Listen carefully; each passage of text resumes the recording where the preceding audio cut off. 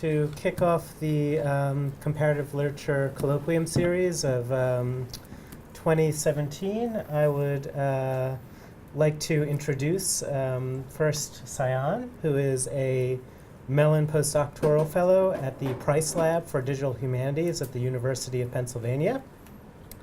He is interested in the intersection of digital humanities with postcolonial theory and criticism. His ongoing projects include pedagogy using digitized textual sources in multilingual contexts, and understanding race, class, and the colonial encounter through computational methods. Our second guest is Meredith Martin, Associate Professor at Princeton University and author of The Rise and Fall of Meter, Poetry and English National Culture, 1860 to 1930. She is interested in using digital tools to explore new analytical questions in the study of poetry. She is the faculty director of the Center for Digital Humanities at Princeton and has been building an online database for the Princeton Prosody Archive. With that, to kick off this colloquium, which appropriately is being filmed and will be available in digital formats, I would like to hand it over to Sayan. Thank you. Thanks to Yopi for inviting me, and it's always a pleasure to come to Ann Arbor, where I spent, some of the happiest days of my life when I was a grad student here.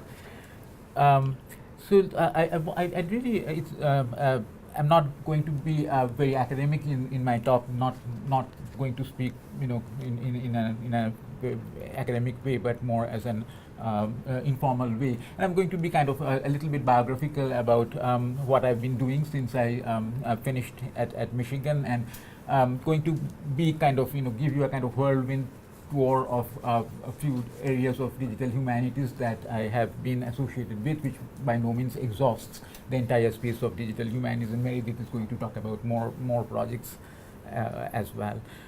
After I left Michigan, I worked as a postdoc at the University of Illinois Urbana-Champaign at the School of Information Sciences there, and I was affiliated there with a center called the HathiTrust Research Center. Some of you are maybe familiar with the HathiTrust Digital Library, which is actually a big part of our campus here at Michigan, and the research center was a kind of institute that exists to make the digital library more accessible, more usable, more user-friendly, especially with regard to copyrighted materials, which, in spite of being digitized, tends to be locked up and not be so easily available. So my assigned responsibilities, I say assigned because later on I'm going to talk about my own projects as well. In my postdoc, where I had a 50% appointment with the scholarly commons in the library at the University of Illinois, and 50% appointment as a postdoctoral research associate at the School of Information Sciences, both of which were part of the HathiTrust Research Center. And that entire postdoc was focused, with a laser-like intensity on one resource, which is the HathiTrust Digital Library. So it was not, postdoc as it is commonly understood in the humanities or even in the sciences, where you are kind of working on your own project and developing some research, where it was more kind of single-mindedly focused on this particular digital library and developing uses for it. It's very data-driven, resource-driven postdoc. And then after Illinois, I started as a Mellon postdoc at the Price Lab for Digital Humanities at the University of Pennsylvania, where I am currently still working. And there, this is more like an academic postdoc, as it is understood in the humanities and sciences, where I teach as part of my postdoc one undergraduate class. And since this is a new lab, new center as well, I designed the classes that I teach. Finished teaching one class in the spring semester. That was a 100 level class, and I'll be teaching a 200 level class at in next spring. And as part of my duties, I do research, and I'm expected to write grant proposals and to collaborate with other members of the university community. and to participate in our lab's activities, which include weekly seminars and hands-on laboratories and so forth. Research that I pursue on my own, this is kind of to give you a sense of, people who, with a complete degree, how can your complete background inform the kind of research that you do, and that will be different for everyone. This is just my story. So I, from the beginning, I decided that I wanted to maintain a connection with my complete background, which I cherish and which is a big part of me, even though I work in the digital humanities. And this was part of this was relatively easy because I happen to work in text analysis, and our field literary studies is very textually oriented. In spite of the visual turn, but we are still invested very much in text. However, there was a challenging part to it, which is that one of my languages of interest, my languages are English, Spanish, and Bengali, which happens to be my native language. It is a relatively under-resourced language, not written in Roman script, fairly complicated alphabet. So, there aren't all that many text analysis tools for Bengali. That's part of a challenge. And my second goal was that I would pick projects that are interesting as much as I can, and who wouldn't want to do boring projects anyway, I guess. But so that means that what would that actually, in actionable terms, what would that mean? That means that collaborate with people who are doing interesting work, and more about collaboration in this slide. Collaboration. In the digital humanities is almost mandatory. This is actually quite a bit of a change in habitus after my PhD in complete, because when I finished my PhD, it was still very much kind of the model of the heroic scholar working on a project that would lead to a monograph and sort of a single-mindedness of the author who is not very much not dead, but that is changing. When I first organized a seminar at ACLA 3 years ago, they didn't even have a facility for naming a co-author on a paper, because it was expected that every seminar at ACLA would be single authored. But now that's changed. There's much more openness in the field. At least judging by ACLA, to collaboration. So this is a quite a bit of a change that is happening. So digital humanities has to be perforce collaborative, because two reasons. One is that it's almost impossible for one person to have the various skill sets that you are going to need to accomplish a successful digital humanities project most of the time. Secondly, foundations and endowments, it's a really kind of practical reason, actually do like to see collaboration between disciplines, between departments, between universities, and again, that I think is a good thing on balance. So how do these collaborations happen? It's different for different people. Sometimes collaborators will find you, but if you need to find collaborators, how do you go about that? How, as a complete person, what can you bring to the table? I found that there are certain things that we as completers have that are actually very useful for collaboration, that turn out to be a big advantage. Firstly, to be a complete person means, as Ali Bedad said at ACLA 2015 in a keynote speech, complete is all about maintaining and working with multiple perspectives or frames or approaches simultaneously in your head. So once you are trained in doing that even though you might not think of it that way, that is actually very good training for collaboration, because when you collaborate, you are going to be talking with different constituencies of people, working with different constituencies of people from different disciplines who have different expectations. So you, as the hub of that collaboration, are going to be have to be very fluid and versatile in terms of keeping those different perspectives simultaneously active in your neural circuitry. In practical terms, what as a complete person we bring to the table is, this is something that all humanists bring to the table, is we usually write pretty well, so that helps in writing grant proposals. That helps in publications that come out of the project, because if you're collaborating with computer scientists, often you can suggest to them that this is something that can be published in from this angle, from this particular inflection, that maybe your collaborators would not have thought about, because again, we are used to thinking in a very broad and very multivalent way. So we are kind of more alive and more attuned to these kinds of possibilities in which a project can go, and that is something that that's a skill that we bring to the table. And you can often end up being the kind of hub who can communicate with the different people that you are collaborating with, who are all coming from different disciplines, because we are trained in a somewhat interdisciplinary way. So what are some of the projects that I am working with? So another thing is that when I'm working on these different projects, some of which are of my own choice, some of which are more a result of contingency and being in the right place at the right time, or happening to have collaborators that I found interesting to work with, or they found interesting to work with me. It's always, I think, useful to try to keep finding commonalities, so that you can narrate a kind of story with a common theme that comes out of the different things that you are interested in. And again, that's easier said than done. I've tried as much as I can to do that. The theme that has emerged for me is the relationship of small data with big data. So a lot of the work in digital humanities has focused on scaling things up. How do we go from reading a few novels, close reading, to distant reading millions of books?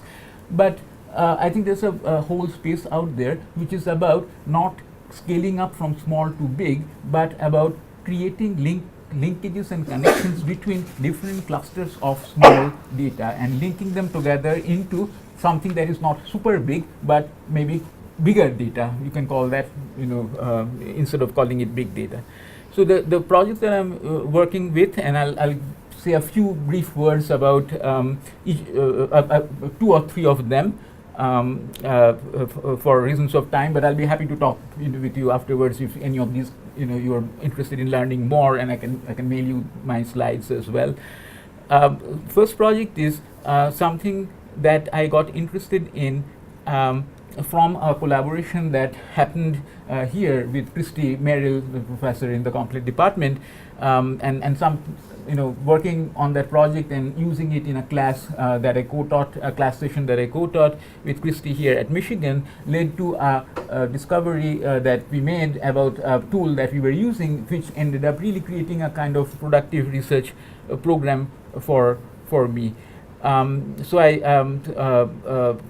presented on this at MLA 2017. So this to give you a sense of how it developed, from a conference paper to a journal article that I just coming out, and then I'm kind of going with this in this metaphor of what happens when you bring a lot of different clusters of small data, textual data together. What ends up becoming invisible, what ends up becoming occluded, and that led to larger questions of world literature, and what happens when we go from national literatures to world literature. That is in some ways a homologous process, and what gets lost in that. So digital humanities in this particular project became for me a kind of metaphor that helped me to open up questions that are of larger interest in comparative literature. And in ACLA I just submitted a proposal that is pushing it more in that complete kind of more literary direction, starting with this metaphor.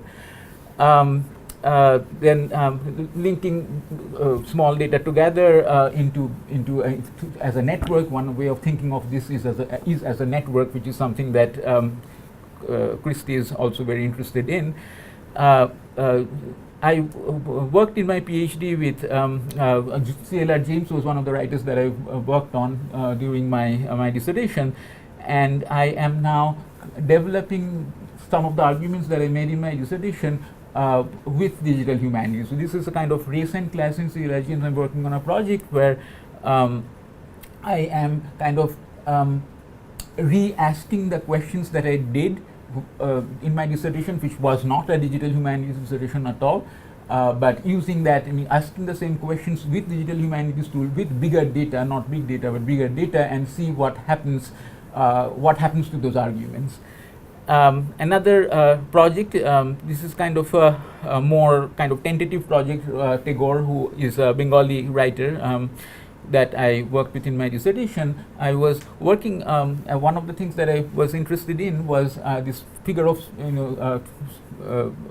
trope called inalagi, that basically a deformation of language, and I made some arguments having to do with occurrences of this particular phenomenon in Tagore's writings in Bengali, and the digital archive of Tagore, which has now become available, now enables me to automatically identify, which is a non-trivial problem in and of itself, to detect other examples of this particular phenomenon in his writing. So again, this kind of argument that I made becoming instantiated in a larger context, and again, what happens when you move from small to bigger data. A final project that I'm working on is this kind of weird, really. You might think that is completely strange thing to do. So can we characterize descriptiveness of text? Okay, and we know that this is obviously an incredibly hard problem, and anything that we do with digital tools will really be a blunt instrument. But because no one has really thought about this before, anything that we do, however deductive or simplistic that it might seem, will nevertheless be an interesting advance to make. And we have just submitted a proposal to for doing this. Is really a kind of big data project. We'll be working with the Hathi Trust's material with a lot of text, a very large amount of digitized text. So we submitted a proposal with my former colleagues at Illinois to the National Center for Supercomputing Applications, which is on the University of Illinois campus.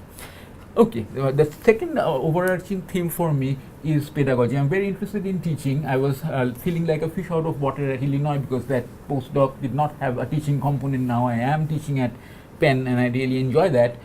So what I'm doing is, in these research projects, as I'm working on these research projects, I'm turning those projects, sort of teasing out of those projects actionable things that you can develop as examples, exercises, or in-class activities for students to do in their in the undergraduate classes that I'm teaching, and hopefully they'll become picked up and used by the postdoc who comes and teaches those classes after me at Penn.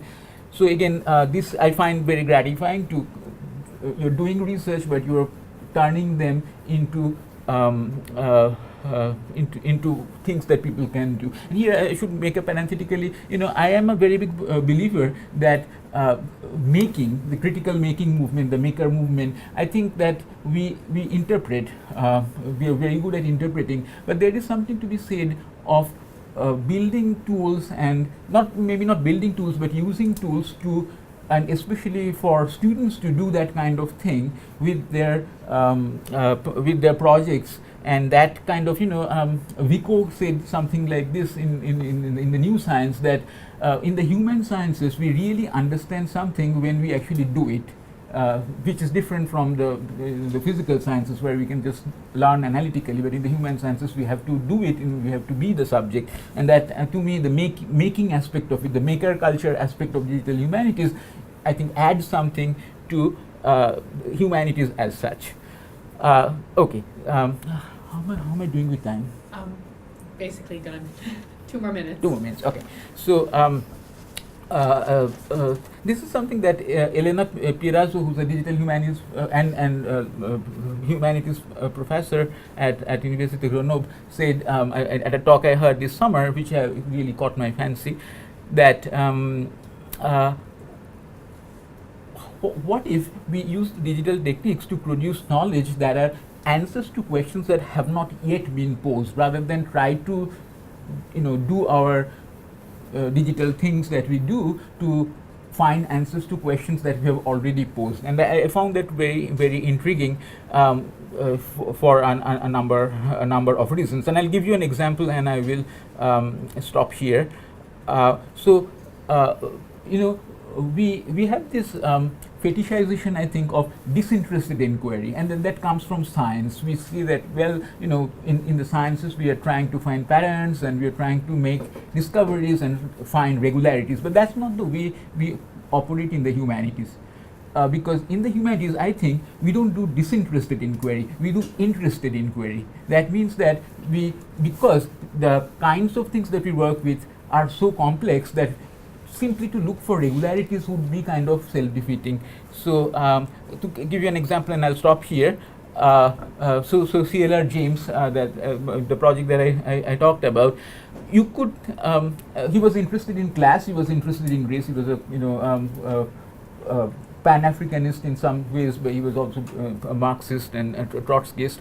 So you could ask the question, what kind of words occur, co-occur with words related to class and words related to race in CLR James? That would be a kind of disinterested inquiry, but it's not very interesting. You can generate these collocates, really simple to do, but the kind of things that we're interested in really is, does his thinking about class and his thinking about race converge or diverge over time? What happens to these kinds of thinkings as as the years unfold?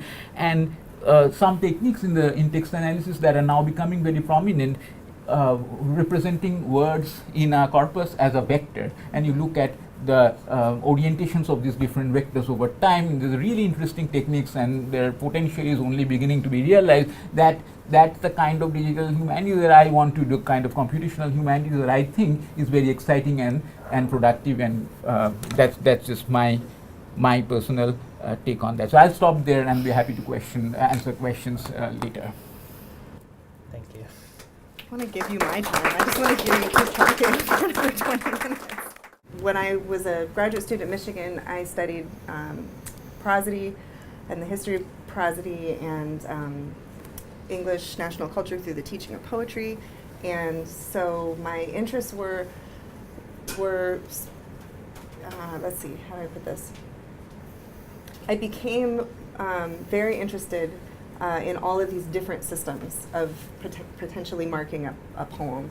And I realized after I left Michigan and was working on my book and giving papers, that was the Victorians Institute conference, and Dan Cohen was there, and he had this presentation based on his article, How Do You Read a Million Books?, which was the big kind of Google thing. He showed the big n-grams. This was when the n-gram tool first came out. This is 2001.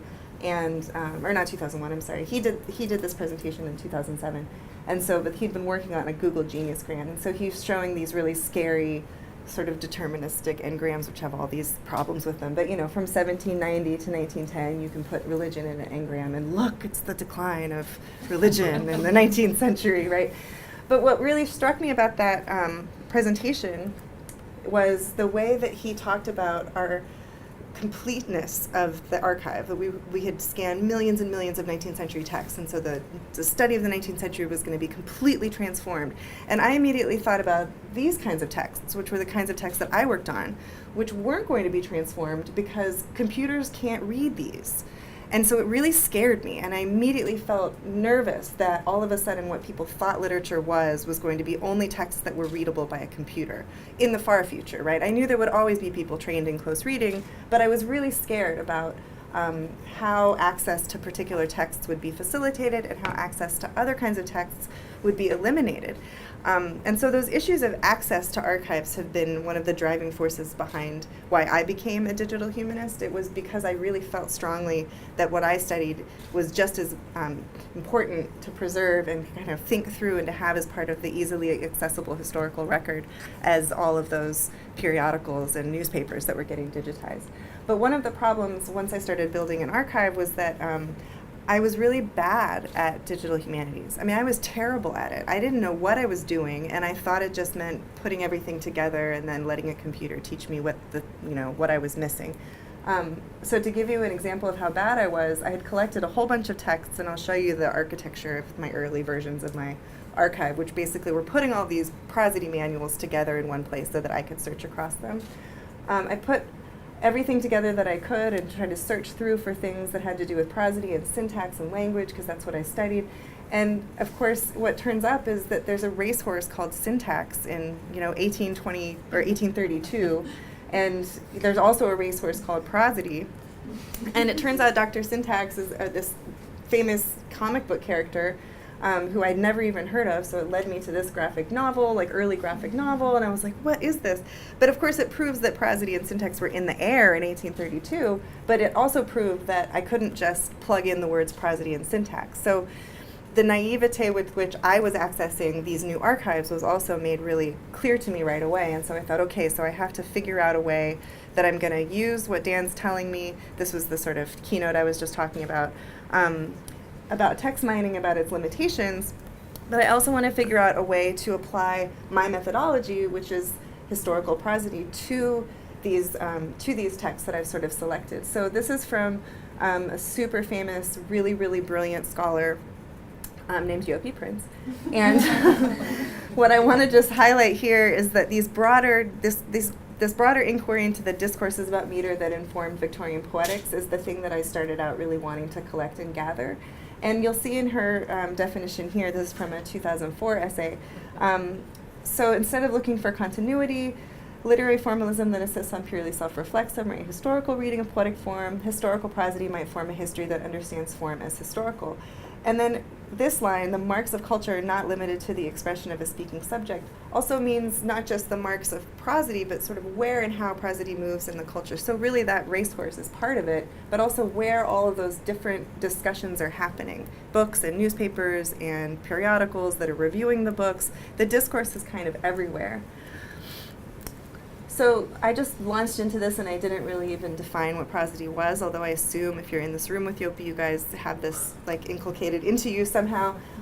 This is a definition from the Oxford English Dictionary, and a couple things are important here. And one is that that piece of phonetic text next to it was something that wouldn't have happened on a 19th century text necessarily, because the new English dictionary didn't use the International Phonetic Alphabet until well into the 20th century. So this is a 20th century pronunciation guide, but it shows how pronunciation and the theory and practice of versification were historically linked. And so those are two parts of my research that I wanted to keep together. How much writing about prosody also had to do with pronunciation. So that definition says formally regarded as a branch of grammar. Well, that formally is the 19th century, right? This is early on.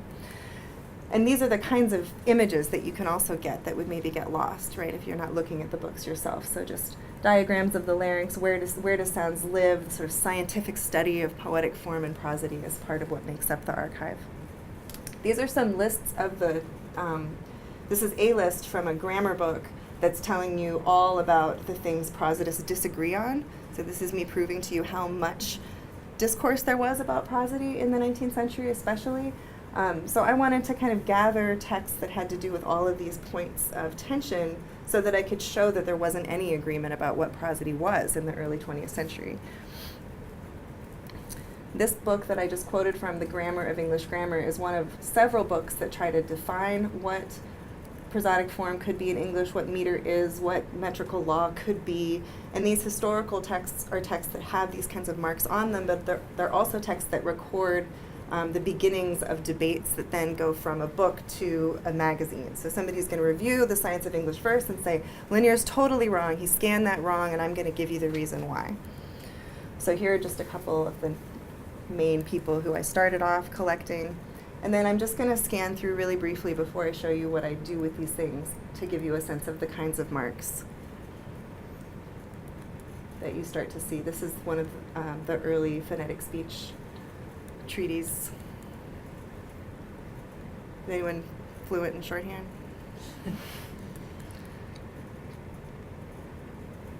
Phonetic news. Okay, so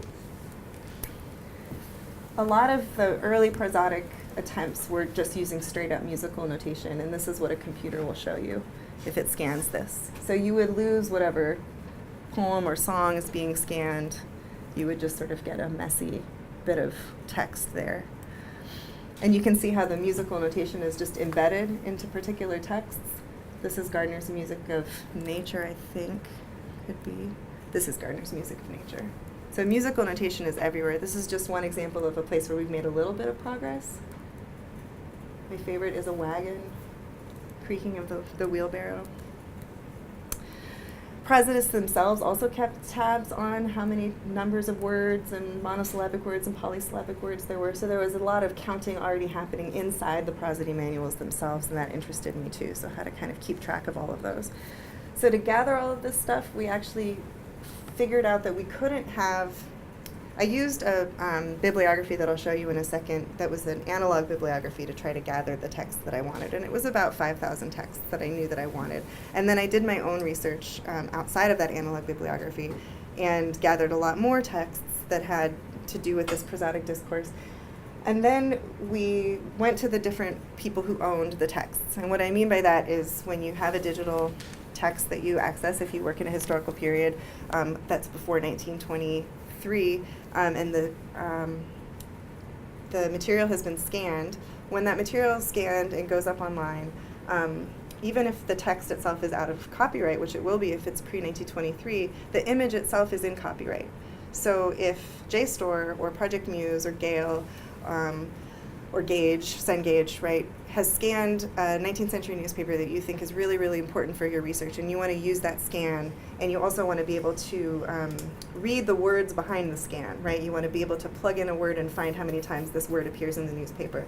That work of making the page image and what's behind the page image, which is the computer readable form of the words, that work is copywritten by those organizations that own the material that they have scanned. And then libraries, which you might already know, but if you don't, I feel like I need to say this to scholars all of the time, purchase subscriptions to these various aggregators, right? And that is really expensive. But what happened was, maybe like 20 years ago, we weren't paying attention.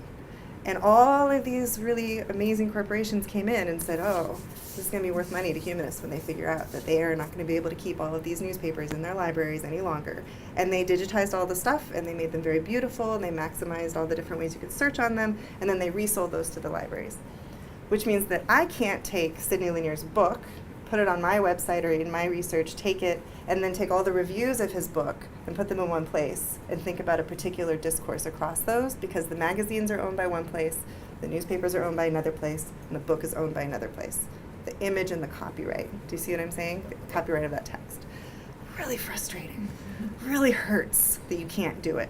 So it's accessible and totally inaccessible at the same time, which is fine. I can use my eyes. I can read. I don't need the computer to do all of that reading for me. But when I want to do it at a massive scale of like all 19th century prosodic discourse, which you should never do when you do a digital humanities project, like I'm saying I'm really bad at it, pick a really tiny small thing. Don't pick all prosodic discourse in the 19th century. So that was my mistake.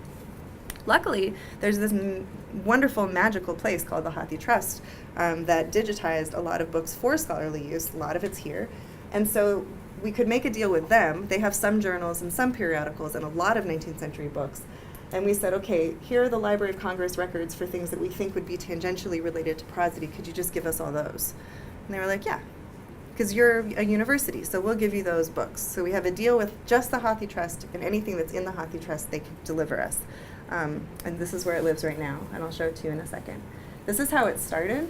The librarians always laugh at this. We got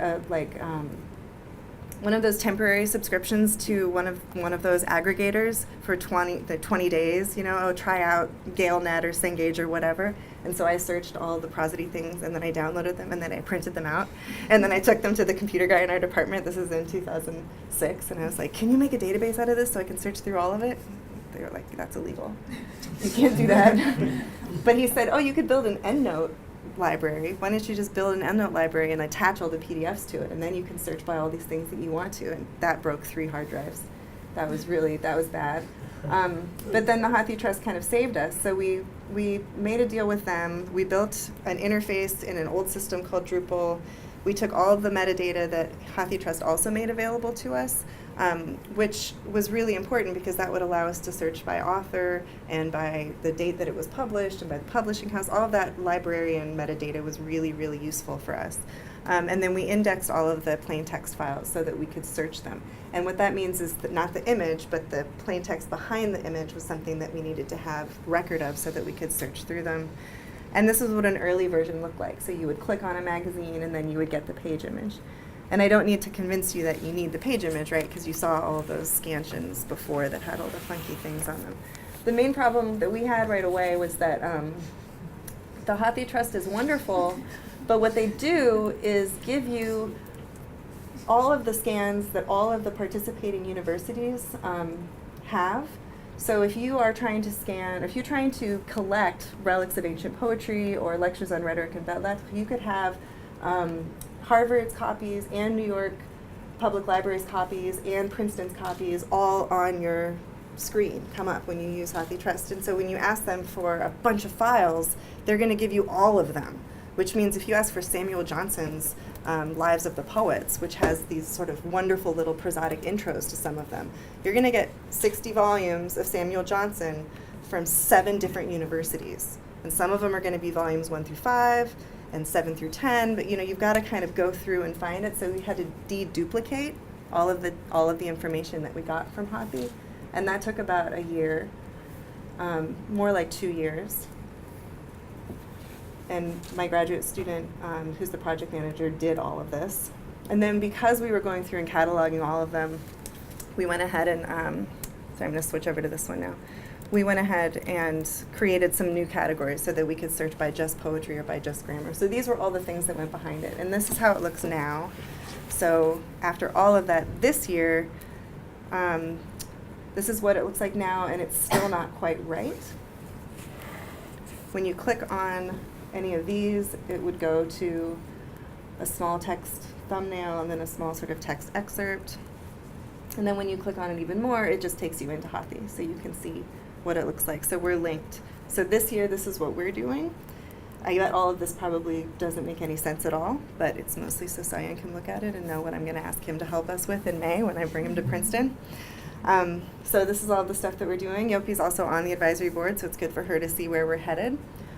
And then we have these kind of deliverables. So all of these things were things that I was doing not knowing anything about digital humanities. And there was not a librarian at my university like you have here who work in digital humanities. In fact, we had no digital humanists at Princeton at all. So about halfway through this project, which I started in 2007, I decided I had to find people who I could collaborate with, and that's part of the reason that I'm the director of the Center for Digital Humanities now, because I had to make a center for digital humanities. So you guys are really lucky because you have people who can help you and introduce you to some of these tools. Mine is a very basic database project. It doesn't look basic, but it's actually a pretty basic database project. And part of the problem was that I was doing things a little tiny bit before Google did them or a little tiny bit before Hathi did them. If I'd just been a little bit more patient, Hathi probably could have done everything I wanted to do, but I wasn't very patient. So this is what it will look like eventually, and those are the collections that we have.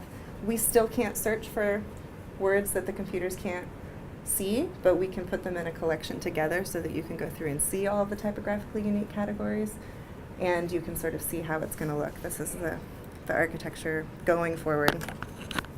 I'm going to just open up the site really quickly, or not. Okay, I'm not going to open up the site really quickly. I'll just stop. But also briefly say that I think for me it was a matter of necessity for my research. Like, I knew that the questions that I wanted to ask, I couldn't ask without being able to organize this information differently. And I knew that the way the aggregators were working against me was going to continue to be a problem. I couldn't trace all of this discourse. And when I say this, do you guys know do you kind of understand what I mean? Like, if I want to say, figure out all of the people who were angry about the translation of Homer into ballad meter in the 1860s, I would need to read basically every single place that it was reviewed. And I would have to read every single place that it was reviewed, which is fine. But then if I wanted to do bigger work about what happened after Arnold wrote his critique, did they re-review it? Did they reconsider it? Kind of figuring out a way that I can go through and get all of that information and then put it in one place so that later on I can go back to it and access it. I can't save it in one place. Does that make sense? I can't download the PDFs and search all of them in one place. It just doesn't work that way. I have to always know that I'm going here and going here and going here. I have to chart my path through the digitized copy of this book, the digitized copy of that review, the digitized copy of that newspaper over several years in the 19th century. So what I wanted was to be able to just put all of those, gather all those and put them in one place. So I'm getting a little bit closer to that now. And what that then allows me to do is see different places where that term is showing up, where that discourse is showing up, and how that would change the nature of what people thought about translation or education in the classics or ballads or such in the particular historical moment. That's just one random example.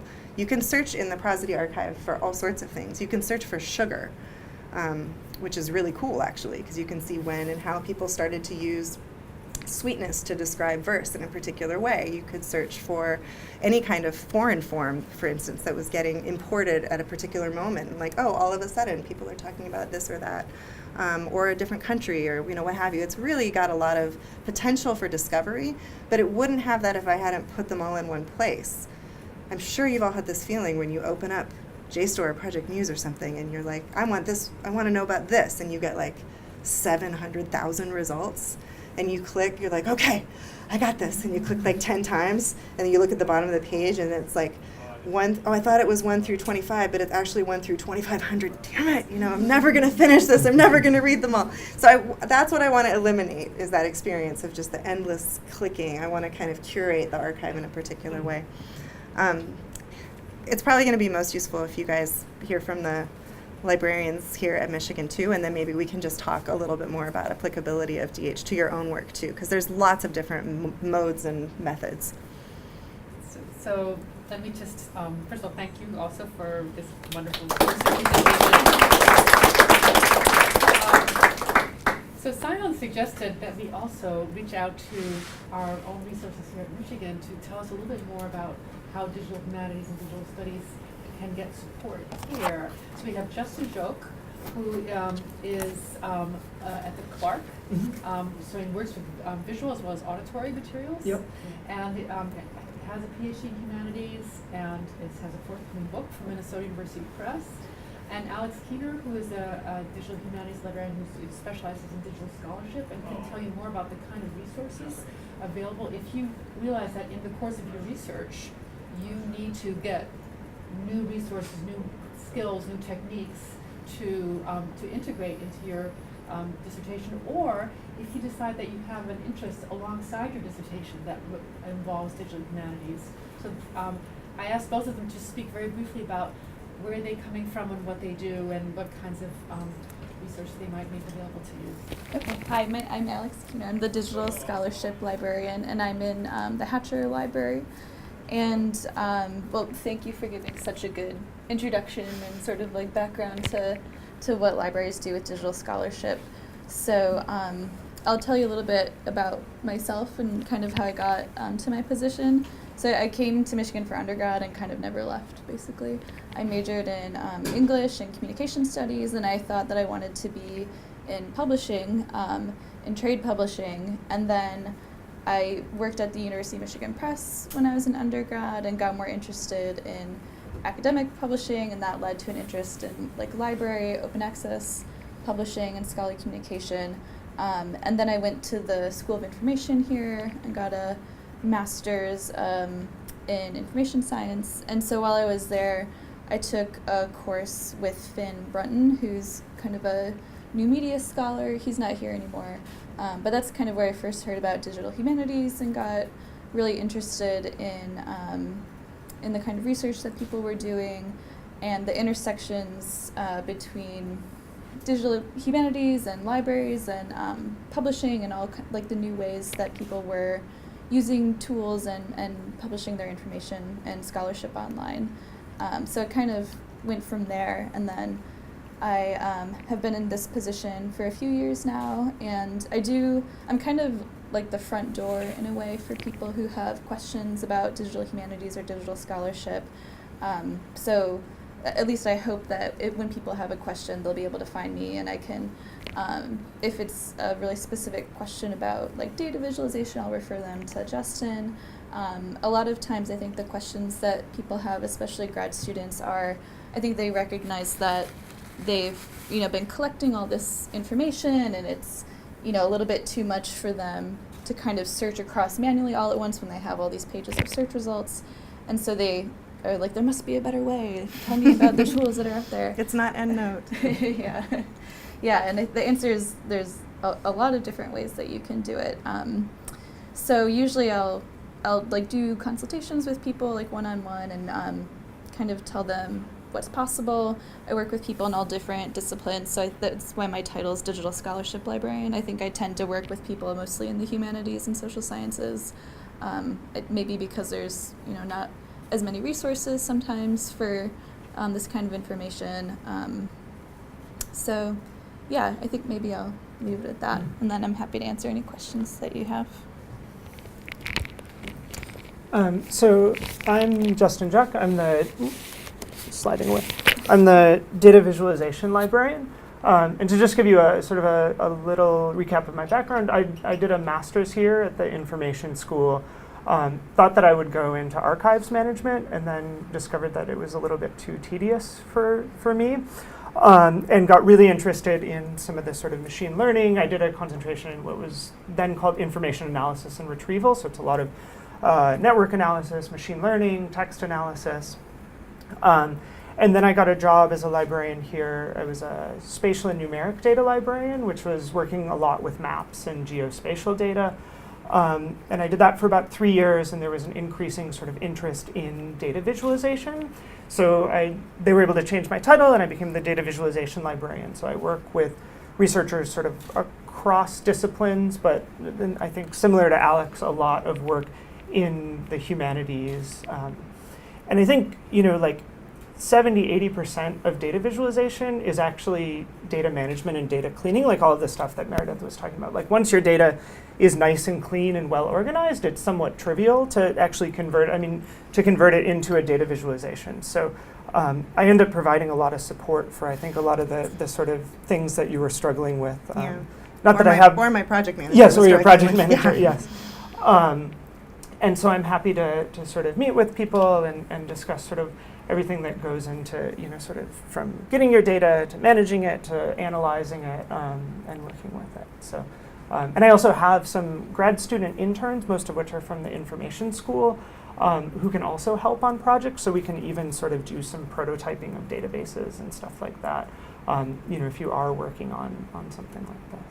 I have questions for the group of students who are here, which is when you think of digital humanities, or when you've heard the term, what do you think of? Do you have an association already with it, or did you coming into Michigan?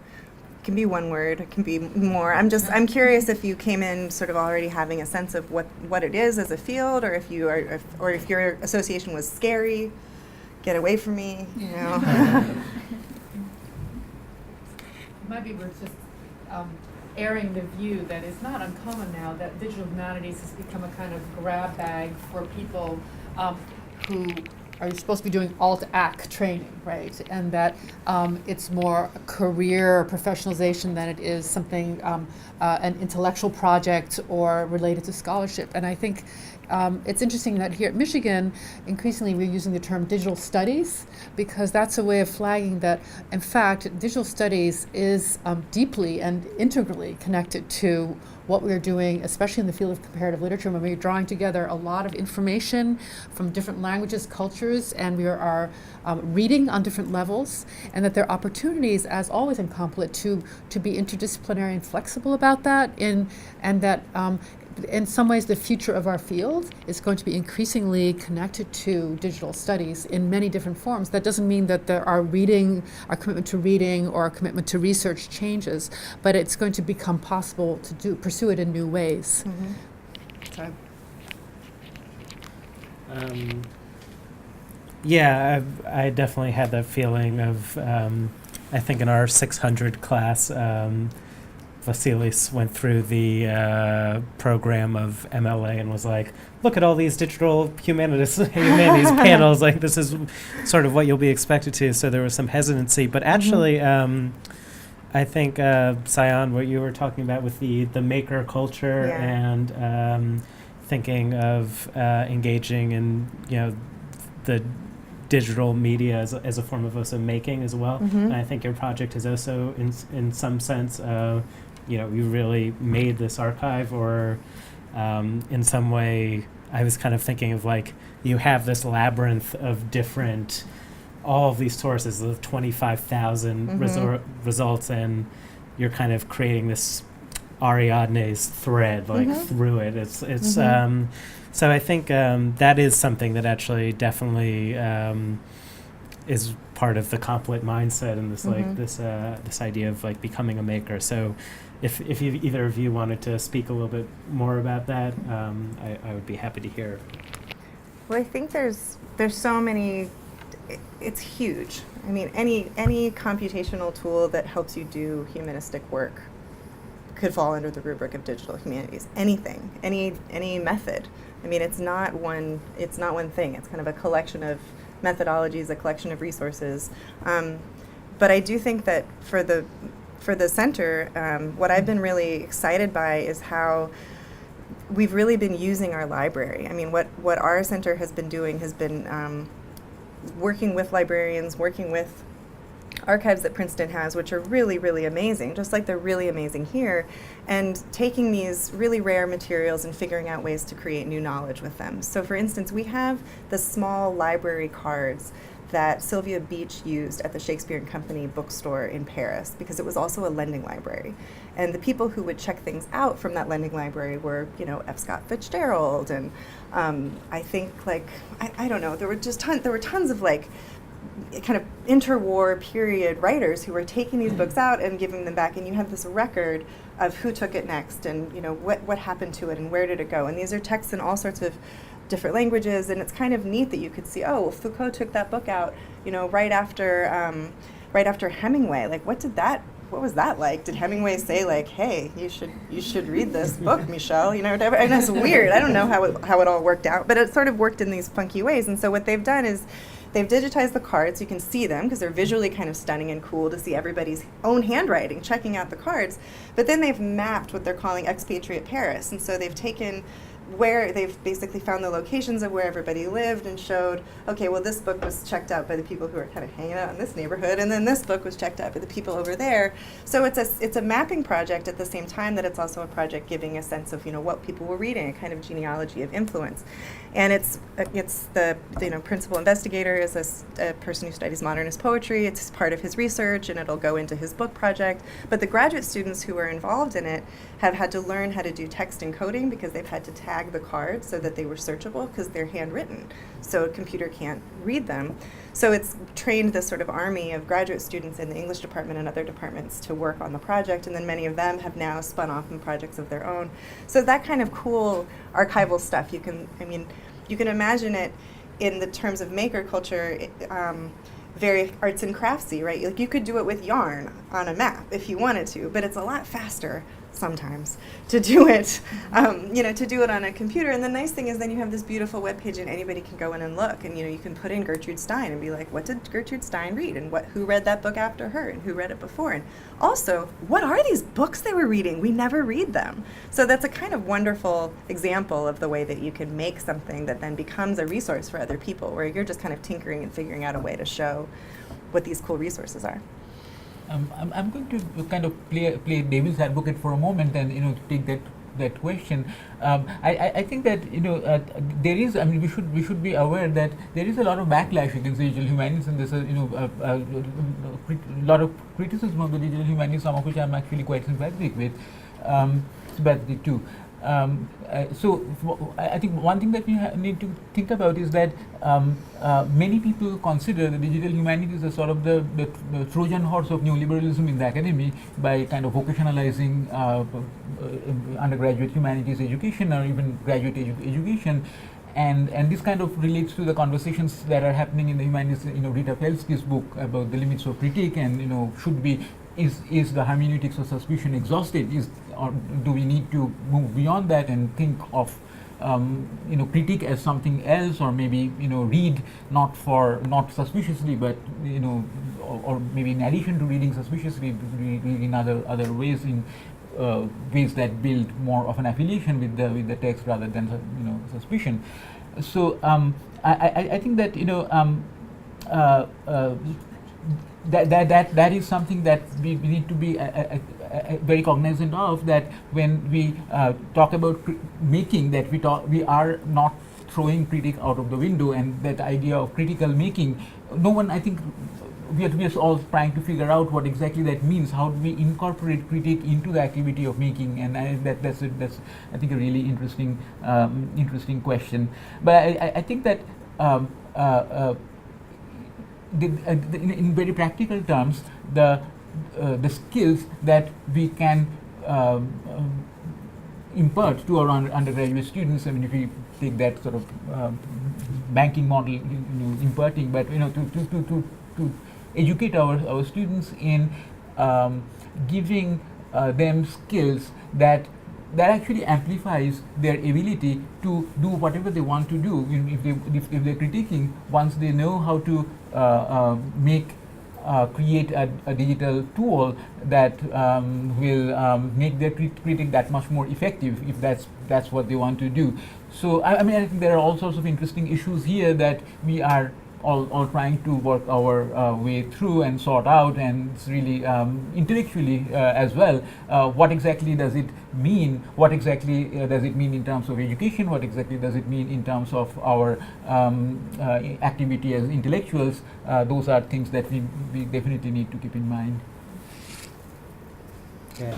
I have a question. I hope this doesn't sound too abstract. I was wondering if you were thinking of digital studies, let's say, as a methodology, or do you see it as something that veers more towards dictating the content of the research? So the example that you gave, Meredith, with looking for the word sweet, and this might also be my ignorance because I'm worse than you are at these things.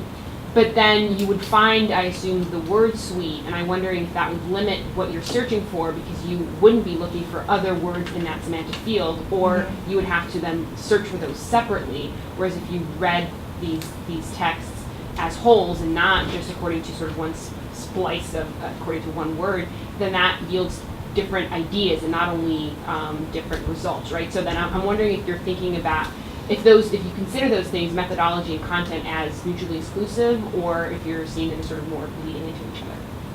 I think that's a great question, and I think the example suite in terms of content has to do particularly with an archive that I've already put the parameters around in a way. So it would be different, and you could expand the semantic field if it was a much larger archive and you could teach, like what Sayan was saying, you could teach the computer actually to read for words that were like sweet or that were near the word sweet. There are lots of different ways that you can actually have a computer read millions and millions of pages, but my archive is very small actually compared to those, even though it feels big and unruly to me. So I actually don't think it's necessarily content, but I do think in terms of choosing what it is that you're going to work with, you certainly are limited in some ways by what you can manage and how and if you can clean it to make it something you can do something with, if that's what you're interested in. There are people who are interested in the messiness of data and who do projects based on just reading messy OCR. But not me. So I think there's a little bit of there's certainly a content issue, but at the same time it applies to almost every field. I mean every field right now is using data in some way. So if we expand what we think of as our artifact into a bigger idea, a theoretical idea really of data, we're all using it, and we're all mediated by technology in how we access and think about that data. So that's content on the one hand, but it's also a series of different kinds of methodologies that are also discipline specific sometimes, or that can be moved across disciplines. So it's in some ways both. That's a pretty abstract answer, huh? Yeah. Lee? Hi, yeah, I had a question. It's a little bit for both of you, but in your presentation you mentioned that one thing you do with digital humanities is sort of bring it into the classroom and try to think of different ways to engage students. And I was wondering if you could speak a little bit to like examples of what you've done for that. And then I guess in your case, like if you brought students into this building side of your work, your archive, or kind of the user side of it, sort of what are you doing in the classroom, and how has it worked? So, to give a specific example, so the Hathi Trust, the copyrighted material in the Hathi Trust, which cannot be given out because it's in bulk form. So what the Hathi Trust has recently done is crunched out unigrams, basically part of speech tagged bags of words for every single page in the entire corpus, and very soon they're going to be also doing that for bigrams and trigrams, so basically sequences of 2 words and 3 words.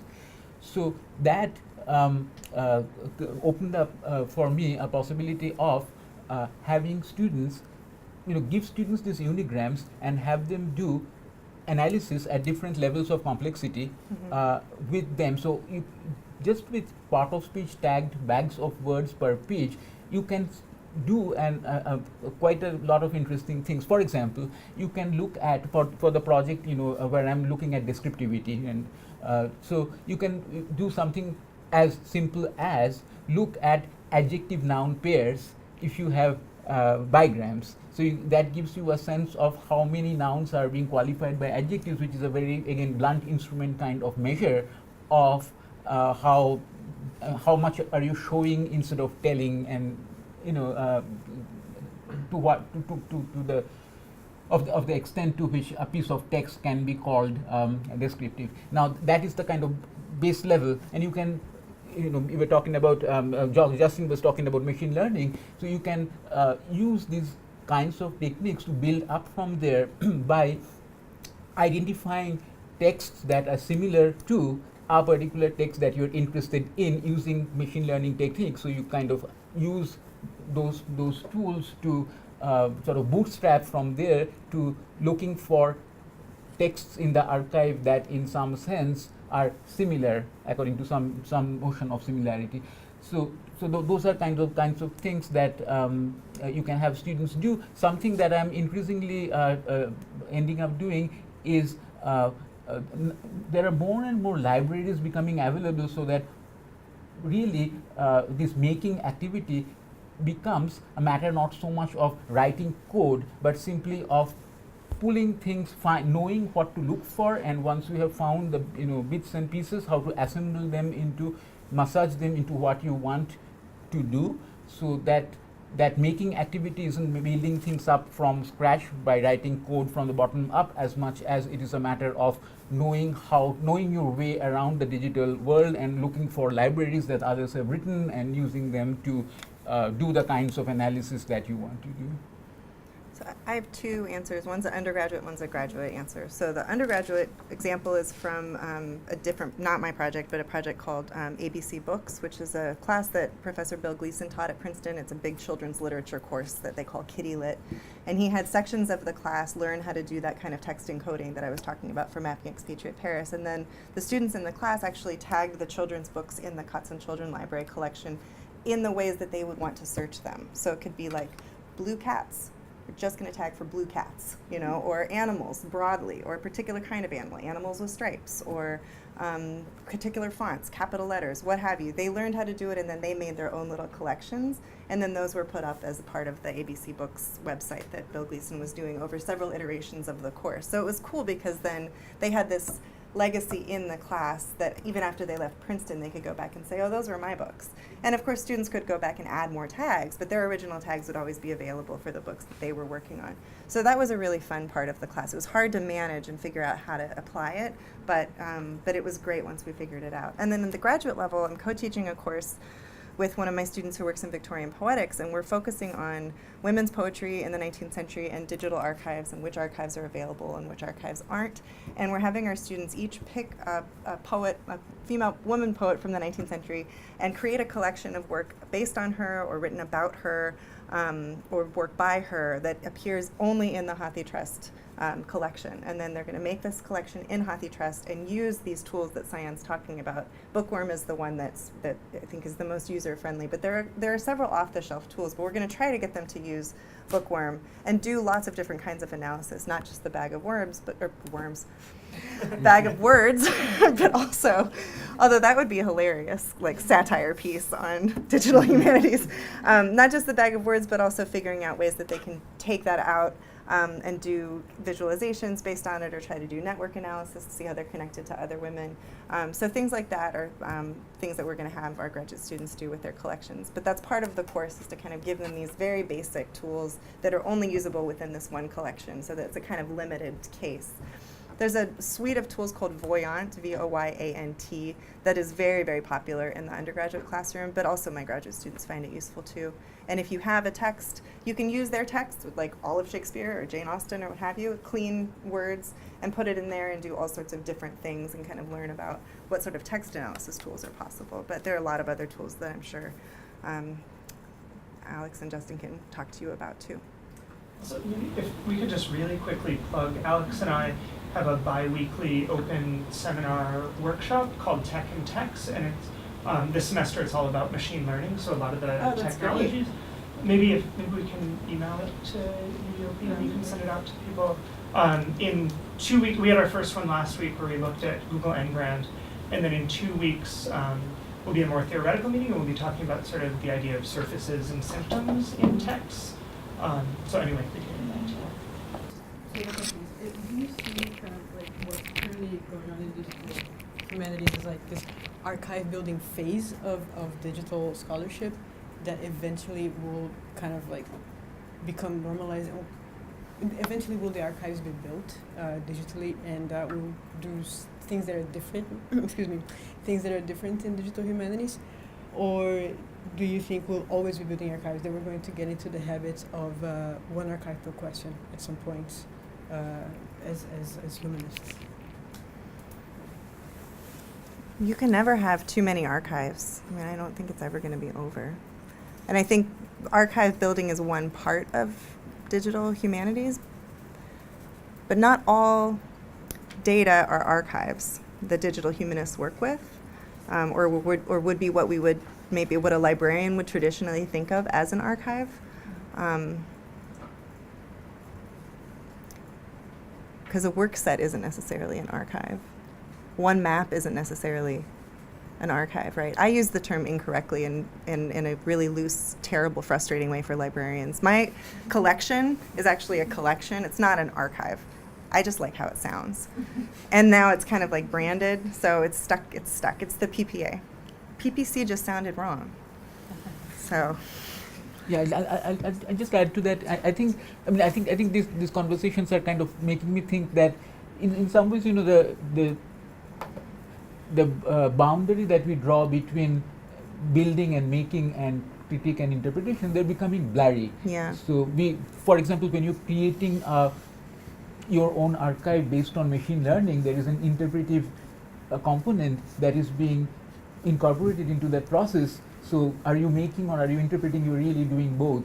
So in some ways, the sort of the subject-object distinction is being put under interrogation, and I think that's tremendously exciting. And I don't have an answer to that, but you know, that opens up much more interesting questions than there are answers for. I think. Mm-hmm.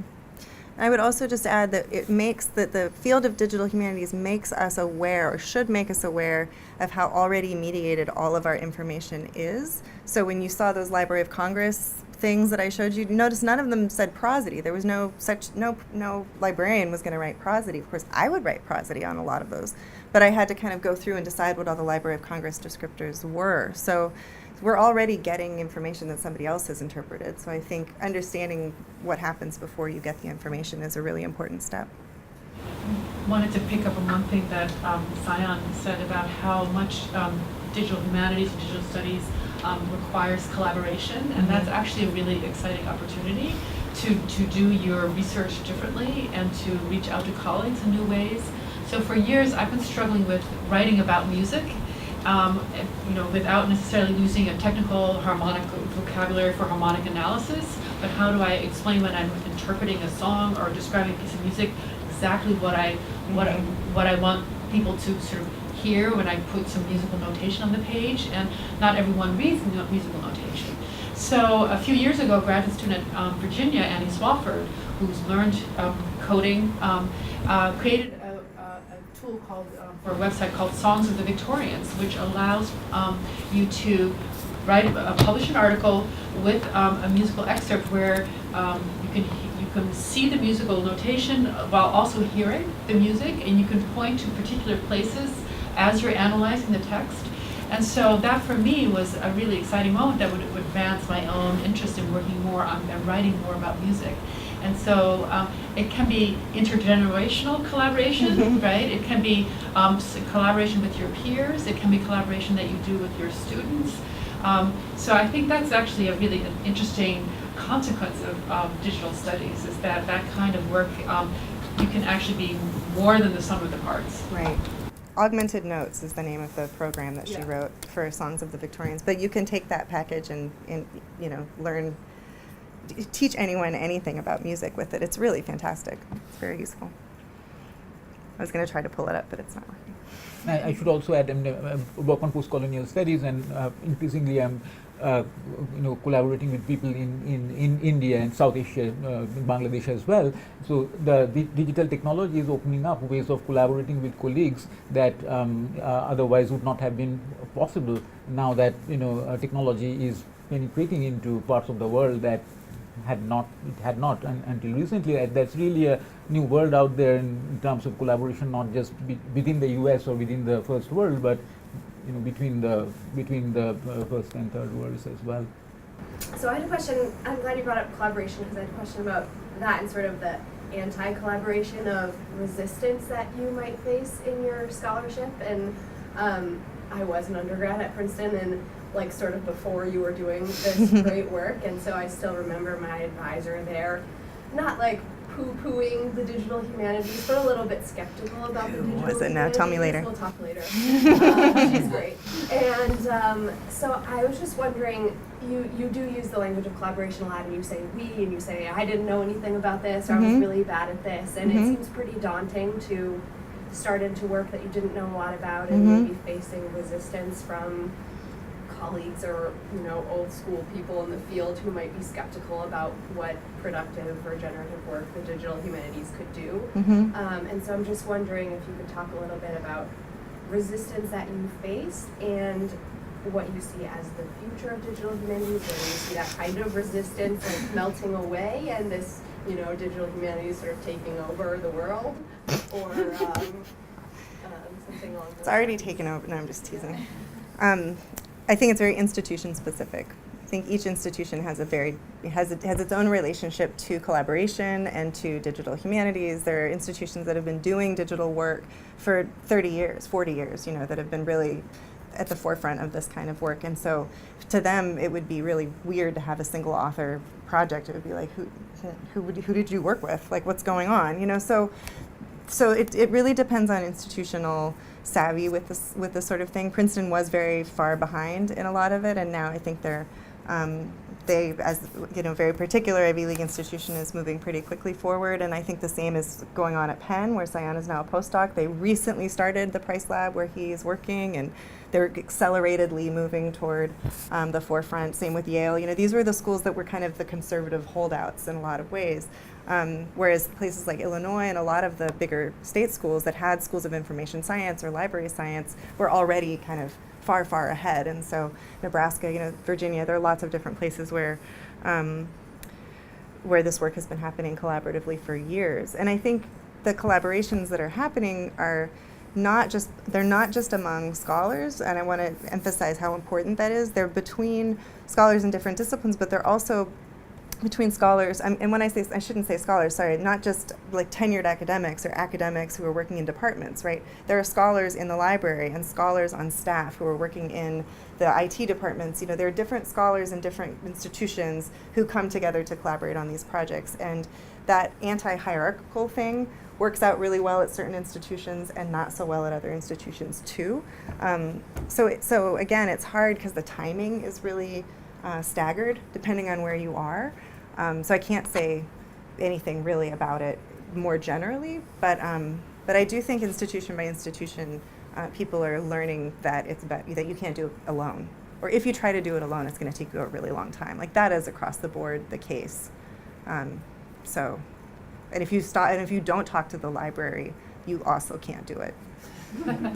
And you really shouldn't leave your own institution and go talk to a librarian at another institution. You should either educate your own library or build a center at your school so that everybody has to get on board. I'd like to add two points to that. One is oftentimes people ask this question that there is no such thing as digital physics or digital chemistry? Why is there digital humanities?